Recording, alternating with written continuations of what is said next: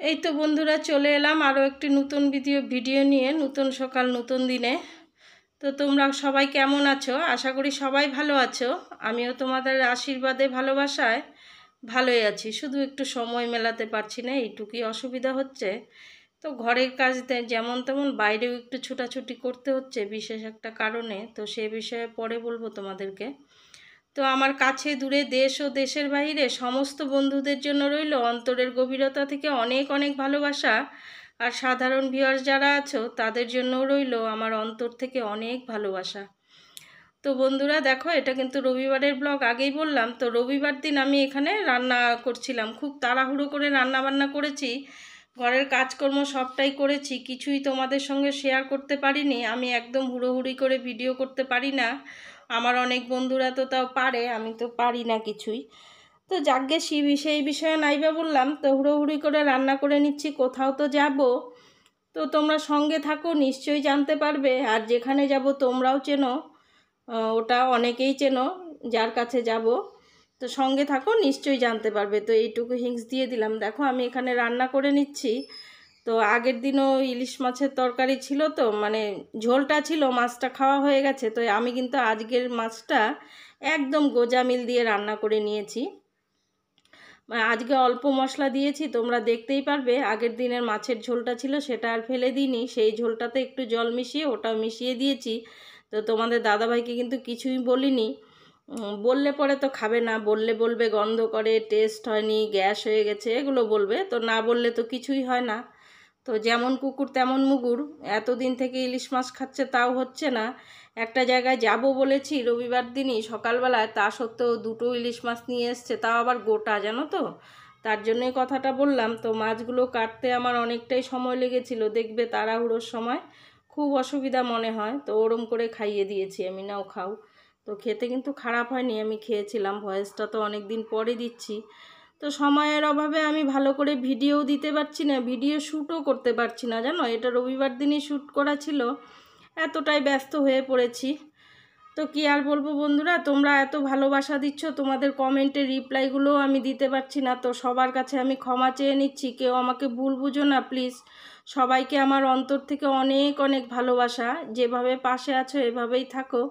তো হাতের পাঁচটা আঙ্গুল তো সমান হয় না। অনেকে আসছো আমার কথা, ওই যে ঢু মেরে চলে যাচ্ছ। তো যারা ঢু মারার তারা মারবে, তাদেরকে হাজার বললেও হবে না। তো আমি কিন্তু এরমটা করি না।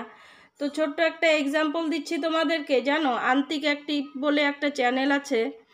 সেই চ্যানেল খুব ভালো, নো ডাউট, আমি খারাপ বলছি না, খুব ভালো। আমাকে ফুল ওয়াচ করে, আমিও ফুল ওয়াচ করি। তো জানো সবসময় কিন্তু আমিও বড় কমেন্ট করি না, ওরাও কিন্তু বড় কমেন্ট করে না। তো চ্যানেলটা তো ছোট্ট, বাবা একটা, বাবাটার নামে। তো নিশ্চয়ই ওর মা কাজ করে চ্যানেলটা নিয়ে। যাকগে, ও ভয়েস ওভারটা ওই সোনা বাবাটাই দেয়। তো দেখো, গতকাল কিন্তু অনেক দিন অনেকের হয়েছে এরকম, অনেক ভিডিওতে আমি গিয়েছি, গিয়ে দেখি কমেন্ট সেকশন অফ। তাই কি আমি ভিডিও না দেখে চলে আসব? তো এখানে দেখো খাবারটা খাচ্ছিলাম, সেটাই দেখাচ্ছিলাম। আর এখানে কোথায় যাব না যাব সেটাই বলছিলাম। তো আমি কি কমেন্ট সেকশন বন্ধ বলে কি আমি ভিডিও না দেখে চলে আসবো? এটা আমি কখনোই করি না। আর অনেকের কমেন্ট সেকশন অফ থাকলে কিন্তু আমি অন্য ভিডিওতে গিয়ে বলে আসি, কমেন্টটা খুলে দাও প্লিজ। আমি কিন্তু এরমটাই করি। তো চাইলে আমি চলে আসতে পারি, কিন্তু না গো, ঠকাবো না কাউকে। আমি নিজের জায়গায় ঠিক থাকবো, ঈশ্বর আমাকে নিশ্চয়ই ঠিক রাখবে। যেটা বলছিলাম, ওই আন্তিক অ্যাক্টিভ, ওর কালকের ভিডিওটাতে আমি গিয়ে দেখি কমেন্ট সেকশন অফ। তাই কি আমি ভিডিও দেখিনি? আমি অন্য সময় অনেক দিন ওর কমেন্ট সেকশন অফ পেয়েছি, আমি কিন্তু বলে এসেছি, কিন্তু কালকে আমি বলিনি, সময়ের অভাবে পারিনি। আবার আরেকটা ভিডিওতে ঢুকবো বলবো, তো পারিনি আর কি। যাকগে, তো সম্পূর্ণ ভিডিও কিন্তু আমি দেখে এসেছি। কিছুক্ষণ পরে গিয়ে দেখি আবার, মানে গিয়েছি ওর চ্যানেলটাতে, গিয়ে দেখি যে চ্যানেলটা ও খুলেছে বক্সটা। তো খোলার পর কিন্তু আমি কমেন্ট করে এসেছি। এবার কি কি দেখেছি সেটা কিন্তু কমেন্ট করিনি, আমি ছোট্ট করে কমেন্ট করে দিয়ে এসেছি যে অনেকক্ষণ আগেই দেখে গিয়েছি, কমেন্ট সেকশন অফ ছিল। এখানে দেখো, যেখানে যাব বলেছি বেরিয়ে গেছি, সেটাই বলছিলাম। তো কমেন্ট সেকশন অফ ছিল, তো কমেন্টটা করতে পারিনি, ভালোবাসা দিয়ে দেখে গেছি। আমি জানি, আমি শিওর ওরা নিশ্চয়ই বিশ্বাস করবে আমাকে, আমিও বিশ্বাস করি ওদেরকে।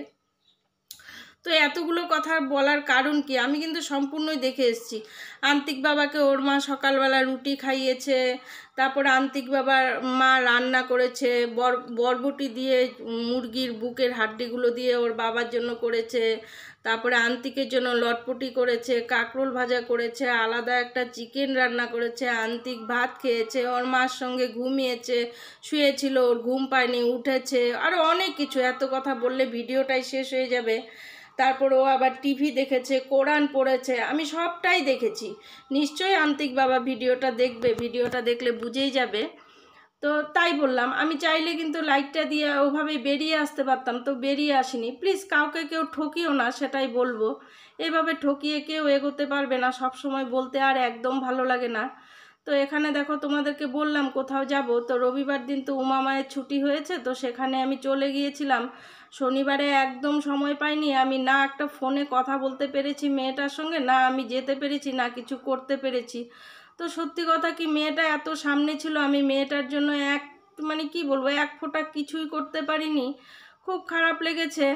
তো শুধু ওই যে চোখের দেখাটুকু দুদিন দেখে এসেছিলাম, ওইটুকুই, আমি কিছুই করতে পারিনি। মানে এমন সময় মেয়েটার বিপদ যখন আসে না, চারিদিক দিয়ে আসে, তো আমার মেয়েটাও এমন সময় ভর্তি হয়েছে, এমন সময় আমারও মাথার উপর কাজের পাহাড় পড়েছে। সংসারে কাজ ছেড়ে দাও, ওটা আমি ধরি না, তো বাইরের কিছু কাজ আর কি, এদিক ওদিক ছোটাছুটির ব্যাপার ছিল, তো পেরে উঠতে পারিনি, খুবই খারাপ লেগেছে। তো দেখো, এই যে মেয়েটা চলে যাচ্ছে, খুব খারাপ লাগছিল। আমাকেও বলেছিল মা চলো, তো আমার তো কিছুতেই যাবার উপায় নেই। তারপর দেখো, এই যে চলে এসেছি, বাড়ির পথে রওনা হয়ে গেছি। আন্ধা কানুন রওনা হয়েছে, দেখো, মে আন্ধা কানুন হুম। মজা করলাম, চশমাটাই ওরকম। তো তাই বলছি আর কি, কাউকে কেউ ঠকিও না প্লিজ। আর তোমরা যারা কাছের বন্ধুরা আছো, তারা তো আছোই, এত সুন্দর সুন্দর কমেন্ট করছো, আমাকে প্রত্যেকে বলে যাচ্ছ যে দিদি ভাই, মাসিমা, মামুনি, মনি, যাই হোক, খারাপ পেও না, পাশে আছি, অনেক একদম সুন্দর সুন্দর কমেন্ট করছো। তো কমেন্টগুলো তো আমি পড়তেও পারছি না, সময়ও নিয়ে, আর আমার একটা মোবাইল, অত কিছু আমার মনেও থাকে না। সবাই প্রত্যেকের জন্য রইল আমার অন্তর থেকে অনেক অনেক ভালোবাসা। কমেন্টের রিপ্লাই দিতে পারছি না, তার জন্য আমি দুঃখিত। তো জানো, আমি তারপর দেখো, সন্ধ্যাবেলা আমি বেরিয়ে গেছিলাম আবার একটু মার্কেটিং করতে। তোমরা ভাববে সেই দিনেরই, না গো, এটা সেদিনের নয়। তোমরা একটু ভালো করে দেখো, আমার বাহনের ড্রেসটা কিন্তু, যেটা নতুন ড্রেসটা কিনেছিলাম, সেই ড্রেসটাই পরা আছে, আর এটা কিন্তু অন্য দিন। প্রথমের দোকানটা অন্য দোকান দেখলে, আর এটা কিন্তু সেই দোকানটাই। এখানে গিয়েছিলাম কেন জানো, তোমাদের দাদা ভাইয়ের প্যান্টটা যে এনেছিল, প্যান্টটা ছোট হয়ে গেছে, তো ওটা চেঞ্জ করতে গিয়েছিলাম। তাই বলছি, কেউ কাউকে ঠকিও না প্লিজ, না ঠকিয়ে এগিয়ে চলো। আর দেখো, সময়ের অভাবে বারবারই একটা কথা বলছি, আমি ঠিকঠাক করে মানে ভিডিও রেডি করতে পারছি না। এই মোবাইলটার, এই ভিডিওটার যে আমি ভয়েস ওভার দিব, সেটাও পেরে উঠতে পারছি না। অনেক কষ্ট করে অনেকবার ভয়েস ওভার দিয়েছি, অনেকবার কেটেছি, তারপরে ছেড়ে দিয়েছি। তো আজকে কিন্তু বুধবারে এখন বেলা 11টার মতো বাজে, এখন ভয়েস ওভারটা দিচ্ছি। এখনও আমার এক জায়গায় যেতে হবে, কুচবিহার যাওয়ার কথা আছে। ছোট ননদের জামাই খুব অসুস্থ, সেখানে যাওয়ার কথা আছে। দেখা যাক, কাজটা সেরে উঠতে পারলে তাড়াহুড়ো করে, তাহলে নিশ্চয়ই বেরিয়ে যাব। তো আমি যেভাবে পাশে আছি, ওভাবেই পাশে থাকবো তোমাদের। তোমরা শুধু আমার উপর বিশ্বাস রেখো, আর যাদের বিশ্বাস নেই তারা আমার ভিডিও দেখো না। আমি চাই না গো ওরকম বন্ধুত্ব। তো জানো, নিতুমা ফোন করেছিল, আমি নিতুমার সঙ্গেও এখনও কথা বলে উঠতে পারিনি। তো অনেকেই নতুন নতুন বন্ধু এসছো, নিতুর কাহানি একটা চ্যানেল আছে, তারা প্লিজ ওই চ্যানেলটা একটু ভিজিট করে নিও। দু একটা ভিডিও দেখলেই বুঝে যাবে আমার মেয়েটা বড় অসহায় আছে। মানুষ হয়ে মানুষের পাশে একটু দাঁড়াও। তো আজ বেশি কথা আর বলবো না। সবাই ভালো থেকো, সবাই সুস্থ থেকো। দেখা হচ্ছে দ্বিতীয় দিন, দ্বিতীয় কোনো ব্লগে।